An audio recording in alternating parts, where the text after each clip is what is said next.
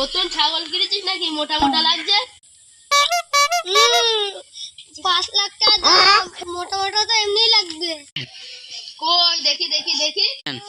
8 বিঘানি ছাগল কেনার মুরদ, আমার ছাগলের গায়ে হাত দিচ্ছি। ভাই তুমি ওরম করছো কেন? ওরা মানে তো কুরবানি দেওয়ার মুরদ নেই, কুরবানি আসলে শুধু পক পক করে খায়।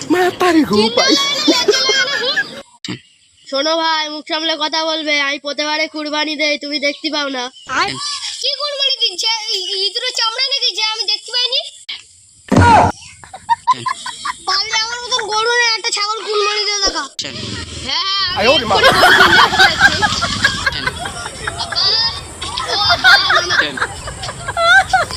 কিরে বাবু কি হলো?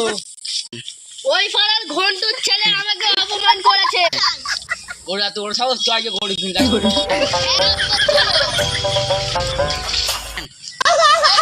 ছাগল আছে? কোনটা, লালটা না সাদাটা? লালডা সাদাটা লাগবে আমার। ওটাও আছে। গরুর কি খাতি দাও? কোনটা? वो अलग ही लेवल का बंदा था। তুই তো আমাদের সবাইকে মজা করছিস।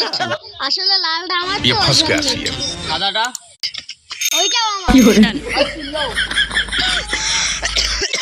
এ ভাই দেখ अरे ভাই, कहना क्या चाहते हो? বড় গরু কিনেছিস।